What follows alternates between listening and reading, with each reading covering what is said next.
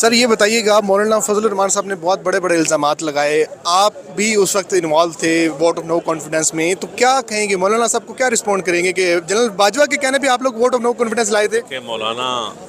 صاحب سے پہلے یہ پوچھیں کہ MMA کیسے بنی تھی، پھر مولانا صاحب فضل مشرف کے لیڈر آف اپوزیشن کیسے بنے تھے،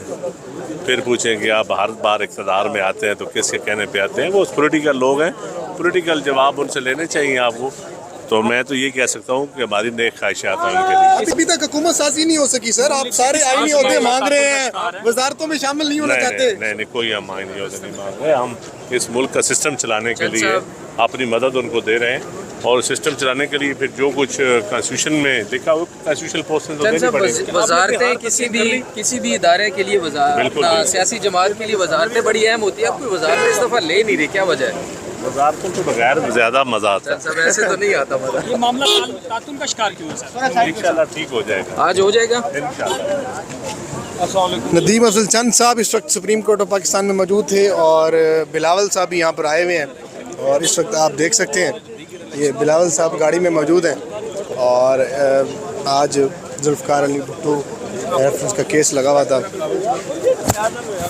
تو امید یہ ہے کہ اس جوڈیشل ریفرنس کے تھرو پریزیڈنشل ریفرنس کے تھرو کہ کم از کم تاریخ درست کرنے کے لیے، کم از کم تاکہ ہم ایک لائن ان دا سینڈ ڈرا کر سکیں کہ جو ماضی میں ہوا ہے وہ یہ ہے، غلط تھا، آگے جا کے مستقبل، تاکہ ہم مستقبل کی طرف دیکھ سکیں اور ہر کوئی یہ کہہ سکے کہ آگے جا کے چاہے ہمارا اعلیٰ عدلیہ ہو یا کوئی اور ادارہ ہو، وہ اس قسم کا سنگین جرم جو ہے یہ دہرایا نہیں جائے گا۔ تو میں اس لحاظ سے کافی آپٹمسٹک ہوں کہ انشاءاللہ تعالیٰ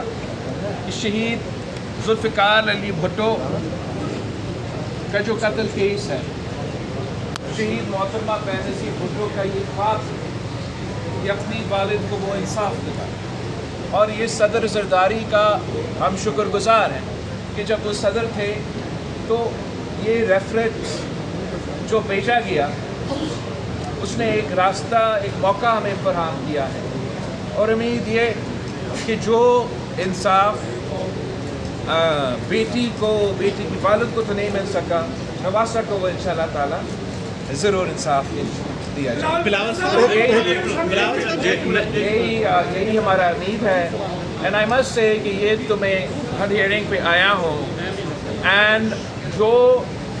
انٹلیکچوئل کیریبر ہمارا جسٹسز کے ہے اس پہ میں بہت امپریسڈ ہوتا ہوں کہ جس طریقے سے نہ صرف قانونی لحاظ سے، آئینی لحاظ سے، مگر تاریخ کے حوالے سے وہ سارے جو فیکٹس، جو فگرز، جو پوائنٹس ہیں ایسے ہیں جیسے they're on the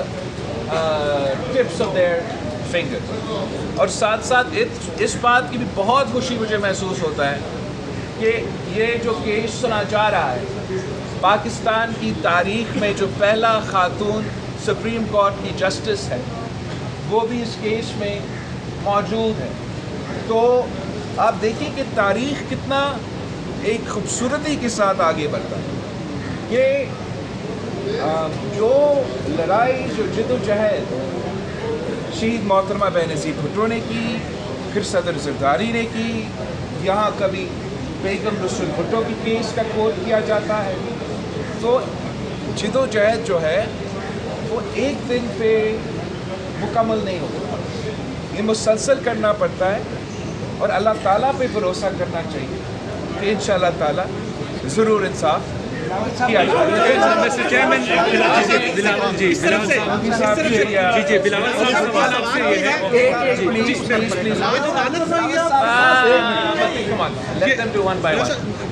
عدالت میں ایک نقطہ اٹھایا گیا ہے کہ اگر سپریم کورٹ بھٹو کی